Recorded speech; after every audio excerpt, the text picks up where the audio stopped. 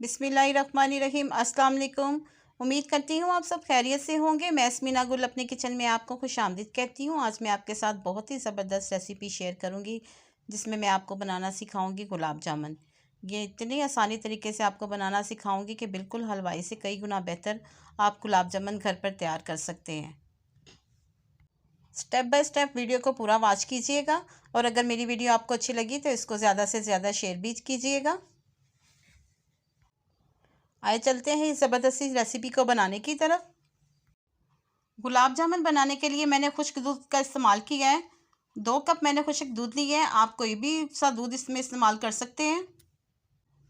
2 cup मैंने खुश्क दूध के लिए हैं। हाफ कप मैंने सूजी का इस्तेमाल किया है। हाफ कप सूजी ली है। हाफ कप इसमें मैं मैदे का इस्तेमाल किया है। अगर आप सूजी नहीं डालना चाहते 1 कप इसमें फिर मैदे का जाएगा। कोई भी चीज़ आप इस्तेमाल कर सकते हैं लेकिन मैदे का इस्तेमाल करें तो ज़्यादा बेहतर है। हाफ चम्मच जाएगा इसमें बेकिंग सोडा।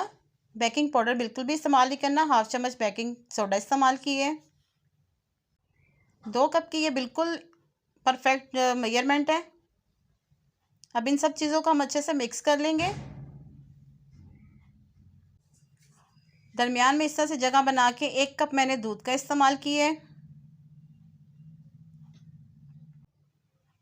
1 अंडा लिए, इसको अच्छे से फेंट लेंगे और हाफ अंडा इसमें हम इस्तेमाल करेंगे। हाफ अंडा इसमें शामिल कर दिए। अब इन सब चीज़ों को हम अच्छे से मिक्स कर लेंगे। जितनी मेजरमेंट आपको बताइए बिल्कुल परफेक्ट है।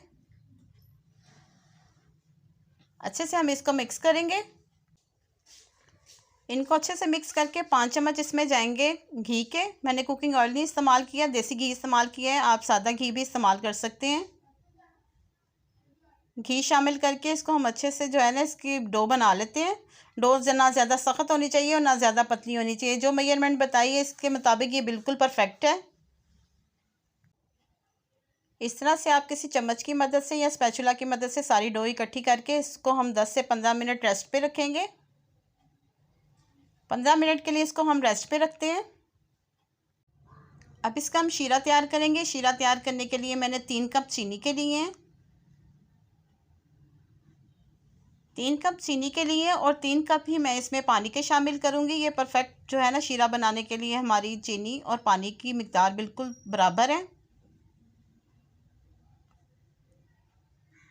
3 कप पानी के शामिल कर दिए। अब इसको हम चूल्हे पे रखेंगे और इसमें 4 से 5 अदद इलायची शामिल किए।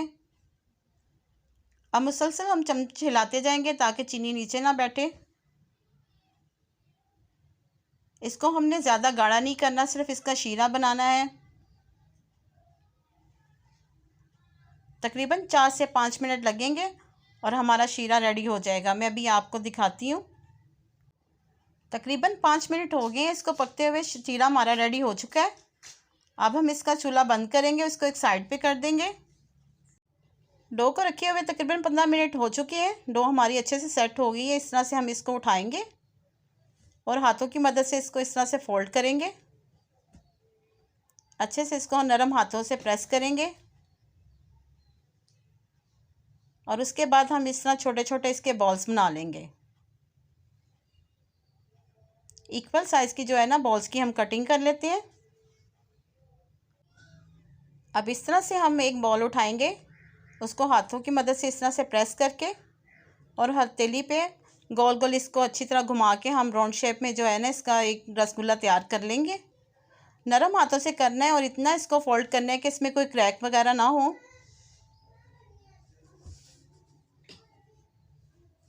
देखिए इस तरह से इसको फोल्ड करते हुए हम इसको राउंड शेप में कर लेंगे। देखिए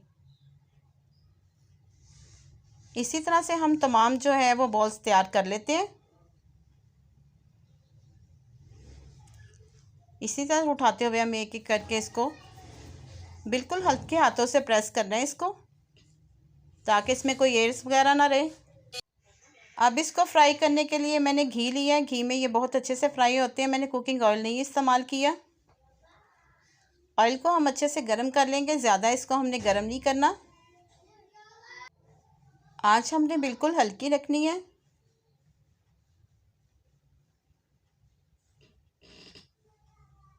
हल्की हल्की सी इसमें हीट निकल रही है।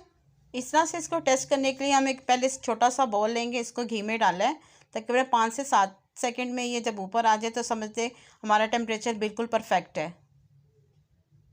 ये देखिए बॉल ऊपर आ गए,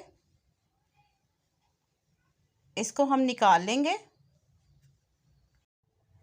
अब एक एक बॉल उठा के आराम से हम इसको ऑयल में रखते जाएंगे। आंच हमने इसके नीचे बिल्कुल हल्की रखनी है।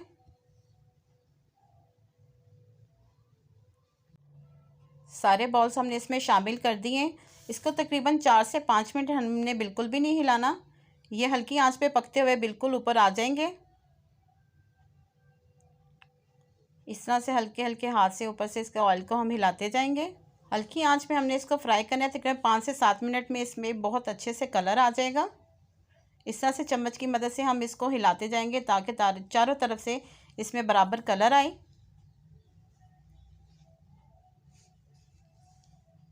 अगर आप मेरे चैनल पे नए हैं तो प्लीज़ मेरे चैनल को सब्सक्राइब कर लें। अगर मेरी वीडियो आपको अच्छी लगी तो इसको ज़्यादा से ज़्यादा शेयर भी कीजिएगा। बहुत ज़बरदस्त कलर आ गया है। अब इसको हम किसी छलनी की मदद से निकाल लेते हैं।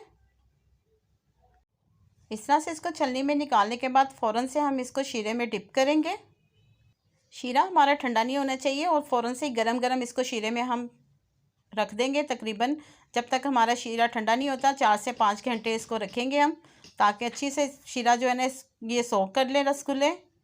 माशाल्लाह देखिए कितनी ज़बरदस्त इसकी लुक आ रही है।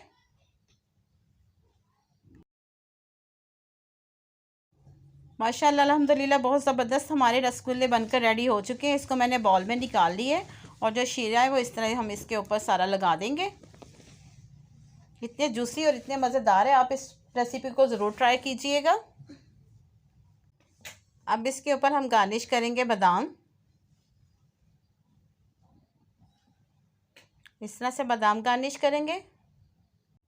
माशाल्लाह से अल्हम्दुलिल्लाह देखिए बहुत ज़बरदस्त हमारे रसगुल्ले बनकर तैयार हो चुके हैं।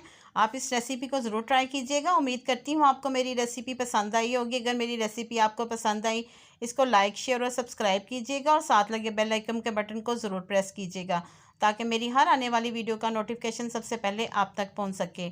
अल्लाह पाक हम सबको अपने हिफ्ज़ व ईमान में रखे और अल्लाह पाक हमारे रिज़्क़ में बहुत बहुत इजाफ़ा दे। मुझे अपनी दुआओं में याद रखिएगा और मैं आपको अपनी दुआओं में याद रखूँगी। मुझे दें इजाज़त, मिलते हैं अगली मज़ेदार रेसिपी के साथ। अल्लाह हाफिज़।